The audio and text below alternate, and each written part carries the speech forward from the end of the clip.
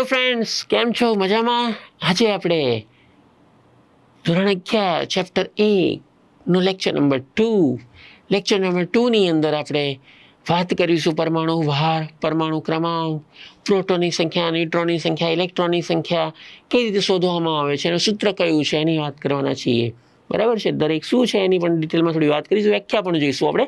આ ખૂબ જ અગત્યનો પણ ટોપિક છે, તો યાદ રાખીશું. ઓલરેડી મેં તમને પહેલા લેક્ચરમાં થોડી ઘણી માહિતી આપી દીધી છે, તો આપણે ફરીથી એકવાર જોઈ લઈએ શું છે તે. બરાબર છે. તો હું કેમેસ્ટ્રી ચર્ચા તમારા માટે લઈને આવ્યો છું ડેલ્ટા ઈ હબનું ચેપ્ટર નંબર 1. ઓકે, કેટલાક અગત્યની ટિપ્સ કહી શકાય, અને ટિપ્સ કઈ કઈ છે જોઈએ. ટિપ્સ આપવાના છે આજે. તો પરમાણુમાં રહેલા પ્રોટોન અથવા ખાસ વાંચજો, પરમાણુમાં રહેલા પ્રોટોન અથવા તટસ્થ પરમાણુમાં રહેલા ઇલેક્ટ્રોનની સંખ્યાને શું કહેવામાં આવે છે? તો કે પરમાણુ ક્રમાંક કહે છે. શું કહેવામાં આવે છે? પરમાણુ ક્રમાંક, જેને આપણે કઈ સંજ્ઞા વડે દર્શાવેલું છે? અને સંજ્ઞા આપણે લખી હતી Z. ઓકે, ત્યારબાદ અહીંયા લખેલું છે Z બરાબર પ્રોટોનની સંખ્યા અથવા ઇલેક્ટ્રોનની સંખ્યા. પરમાણુમાં રહેલા પ્રોટોન અને ન્યુટ્રોનની કુલ સંખ્યાને પરમાણુ દળ એટલે કે એ વડે દર્શાવવામાં આવે છે. પ્રોટોનની સંખ્યા પ્લસ ન્યુટ્રોનની સંખ્યાનો સરવાળો એટલે કે એ બરાબર પ્રોટોન પ્લસ ન્યુટ્રોન. ઓકે, હવે ધારો કે તમને અલગ અલગ સૂત્ર દેખાય છે, સૂત્રોનો મતલબ એક જ છે, એનો મતલબ પરમાણુ ભાર છે. તો પરમાણુ ભાર બરાબર પ્રોટોનની સંખ્યા અને ન્યુટ્રોનની સંખ્યાનો સરવાળો. બીજું, પ્રોટોન એટલા જ પરમાણુ ક્રમાંક છે, તો એ બરાબર Z પ્લસ N પણ લખી શકાય. એટલે સૂત્ર બંને એક જ થશે. બીજું, ધારો કે આપણને ન્યુટ્રોનની સંખ્યા શોધવાની કીધી છે. શું શોધવાનું કીધું છે? ન્યુટ્રોનની સંખ્યા શોધવાની કીધી છે.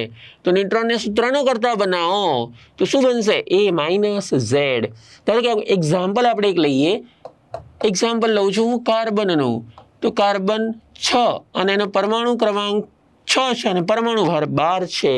તો આની અંદર પ્રોટોનની સંખ્યા કેટલી થશે અથવા એનો પરમાણુ ક્રમાંક કેટલો થશે? તો પરમાણુ ક્રમાંક પ્રોટોનની સંખ્યા કેટલી થશે? 6. બરાબર છે. પરમાણુ ભાર કેટલો થશે? તો કે 12 થશે. અને મારે ન્યુટ્રોનની સંખ્યા લખવી છે, તો ન્યુટ્રોનની સંખ્યા કેટલી થશે? તો A માઇનસ Z કરવું પડશે. તો એ કેટલા છે? 12 અને Z કેટલા છે? તો 6. તો ન્યુટ્રોનની સંખ્યા કેટલી થશે? 6 જોવા મળશે. એનો મતલબ કે આ જે સંજ્ઞા મૂલ્ય આપેલું છે એમાંથી આ મૂલ્ય બાદ કરશો તો હંમેશા તમને શું મળશે? ન્યુટ્રોનની સંખ્યા. તો ન્યુટ્રોનની સંખ્યા કઈ અલગથી ગોખવાની જરૂર નથી. આપણને એનો પરમાણુ ક્રમાંક અને પરમાણુ ભાર આવડતો હોય તો આપણે સરળતાથી એના ન્યુટ્રોનની સંખ્યા કેટલી હશે તે જાણી શકીએ છીએ. તો એક પ્રેક્ટિસ તમે પણ કરી લેજો. તમને એક હોમવર્ક આપું છું. હોમવર્કની અંદર તમને એક તત્વ આપું છું, કેલ્શિયમ. કયું તત્વ છે? કેલ્શિયમ.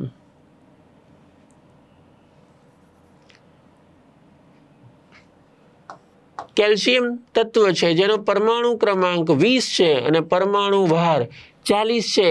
તમારે આની અંદર પ્રોટોનની સંખ્યા કેટલી છે તે શોધવાનું છે, ન્યુટ્રોનની સંખ્યા કેટલી છે તે જણાવવાનું છે. સાથે સાથે ઇલેક્ટ્રોનની સંખ્યા પણ તમે શોધી શકશો. કોમેન્ટમાં જણાવજો કેલ્શિયમમાં તમે કઈ રીતે પ્રોટોન, ન્યુટ્રોન, ઇલેક્ટ્રોનની સંખ્યા કેટલી કેટલી લખેલી છે. ઓકે, તો આટલી વસ્તુ તમારે હોમવર્કમાં કરવાની છે અને તમારે કોમેન્ટ તો કમ્પલસરી કરવાની રહેશે. કોમેન્ટ કરશો તો જ અમને ખબર પડશે કે તમે કેલ્ક્યુલેશન કર્યું કે નહીં. ઓકે, ત્યારબાદ પ્રસ્તાવના. હવે આપણને પ્રશ્ન થાય કે સર પ્રસ્તાવના કેમ? તો ચેપ્ટરની રિયલ શરૂઆત અહીંયાથી જ થાય છે. અત્યાર સુધી આપણે બેઝિક ઇન્ફોર્મેશન મેળવી કેમેસ્ટ્રીમાં હોય છે શું. તો રસાયણ વિજ્ઞાન દ્રવ્યના સંગઠન, બંધારણ અને તેના ગુણધર્મો સાથે સંકળાયેલ છે. રસાયણ વિજ્ઞાન એટલે કેમેસ્ટ્રી. કેમેસ્ટ્રી જે છે એ કોઈ પણ દ્રવ્ય હોય એના સંગઠન, બંધારણ અને તેના ગુણધર્મો સાથે સંકળાયેલ છે. તે પરમાણુ અને અણુનું વિજ્ઞાન છે. રસાયણ વિજ્ઞાનની જ્યારે પણ વાત કરીશું ત્યારે પરમાણુની ખાસ વાત કરવામાં આવશે, અણુની ખાસ વાત કરવામાં આવશે. એટલે એનું જ આખું વિજ્ઞાન છે. અણુઓનું અને વિવિધતા સબર સંયોજનોનું વિજ્ઞાન એટલે જ રસાયણ વિજ્ઞાન. શું કહેવાય છે? રસાયણ વિજ્ઞાન. રસાયણ વિજ્ઞાન પર્યાવરણમાં બનતા પદાર્થો અને તેના ફેરફાર સાથે પણ જોડાયેલું છે. ધારો કે તાપમાન બદલાઈ ગયું, દબાણ બદલાઈ ગયું, તો એ તત્વોમાં કંઈક ને કંઈક ફેરફારો થશે. તેને આપણે કહીશું પર્યાવરણમાં બનતા પદાર્થો અને તેના ફેરફાર સાથે પણ જોડાયેલું છે. ત્યારબાદ માનવ જીવન બચાવનાર દવા સિસ્પ્લેટિન અને ટેક્સોલ, આ બંને દવાઓ રસાયણ વિજ્ઞાન એટલે કેમિસ્ટ્રીના આભારી છે. કેમિસ્ટ્રીના આધારે ઘણી બધી મેડિસિન્સ બનાવી શકાય છે, જેમાં બે મેડિસિનના નામ આપણને આપેલા છે, સિસ્પ્લેટિન અને ટેક્સોલ. બરાબર છે. એડ્સ જેવી ગંભીર બીમારીઓ માટે પણ એક દવા બનેલી છે AZT. એનું નામ છે એઝિડોથાઇમિડીન. એઝિડોથાઇમિડીન. બરાબર. ત્યારબાદ કુદરતી અને કૃત્રિમ પદાર્થની સંરચના, એનું બંધારણ અને તેના ગુણધર્મો સાથે સંકળાયેલું વિજ્ઞાન એટલે કે રસાયણ વિજ્ઞાન. કુદરતી, અર્ધસંશ્લેષિત અને સંશ્લેષિત સંયોજનોના વિશાળ સમુદાયને પણ રસાયણ વિજ્ઞાન કહેવાય છે. કુદરતમાંથી જે આપણને તત્વો મળી આવે છે, જે સંયોજનો મળી આવે છે, કુદરતી તત્વો. અર્ધસંશ્લેષિત એનો મતલબ થાય છે કે કુદરતમાંથી જે મળી આવતા તત્વો છે એના પર થોડી રાસાયણિક પ્રક્રિયાઓ કરીને એક નવા તત્વો સંયોજનોનું નિર્માણ કરવામાં આવે છે, જેને કહેવાય છે અર્ધસંશ્લેષિત. અને બીજું છે સંશ્લેષિત. સંશ્લેષિત એટલે માનવ સર્જિત. શું કહેવાય છે? માનવ સર્જિત. બરાબર છે. ત્યારબાદ રેફ્રિજરેટર અને એર કન્ડિશનમાં એટલે કે એસીમાં વપરાતો CFC ક્લોરોફ્લોરોકાર્બન જે ઓઝોન વાયુના આવરણને નુકસાન પહોંચાડે છે. તમે નીચેના ધોરણની અંદર આવું 9-10 ની અંદર શીખી ગયેલો છો કે રેફ્રિજરેટર અને એસીમાં જે વાયુ વપરાય છે એ છે ક્લોરોફ્લોરોકાર્બન, CFC, જે ઓઝોન વાયુના આવરણને ખૂબ જ નુકસાન કરે છે. બરાબર. તો આના બદલામાં અત્યારે, કારણ કે મોટાભાગના દેશોએ આ ક્લોરોફ્લોરોકાર્બન પર બેન કરેલું છે, એ હવે વપરાતો નથી. ગ્લોબલ વોર્મિંગ અટકાવવા માટે આ નિર્ણય લેવામાં આવેલો છે. એટલે CFC હવે વપરાતો નથી. તો એનો ઓલ્ટરનેટિવ કયો છે? તેનો ઓલ્ટરનેટિવ છે રેફ્રિજરેટરમાં HFC 134A. જોરદાર નામ આપ્યું છે, ટેન્શન લેવાની કોઈ જરૂર નથી.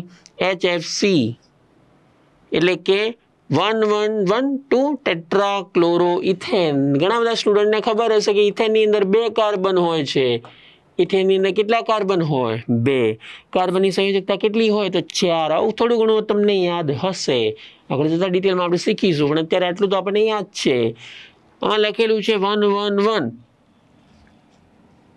તો પહેલા કાર્બન પર 3 ફ્લોરિન અને બીજા કાર્બન પર 1 ફ્લોરિન. અહીંયા 2 હાઇડ્રોજન જોડાયેલા છે. આને કહેવાય છે 1,1,1,2 ટેટ્રાફ્લોરોઇથેન. બરાબર છે. તો ટેટ્રાફ્લોરોઇથેન જે અત્યારે ક્લોરોફ્લોરોકાર્બન ફ્રીઓન જે છે, ફ્રીઓન, એના બદલામાં વપરાય છે રેફ્રિજરેટર અને એસીમાં, જે પર્યાવરણને ખૂબ ઓછું નુકસાન કરે છે. એટલે એનો ઓલ્ટરનેટિવ શોધી કાઢ્યો છે આપણે, એટલે વાંધો આવતો નથી. ઓકે. તો આજના લેક્ચરમાં ફક્ત ને ફક્ત આપણે બેસિક પ્રસ્તાવના શું છે એની જ વાત કરી છે, બીજી કોઈ જ વાત નથી. પણ જેટલા બી પોઈન્ટ્સ મેં કવર અપ કર્યા છે એમાંથી કંઈક ના કંઈક MCQs પૂછી શકાય. તો ખાસ ધ્યાનમાં રાખીશું અને તૈયારી કરતા રહીશું. તો મળીએ કેમિસ્ટ્રી ચર્ચા સાથે નેક્સ્ટ લેક્ચરમાં. બાય.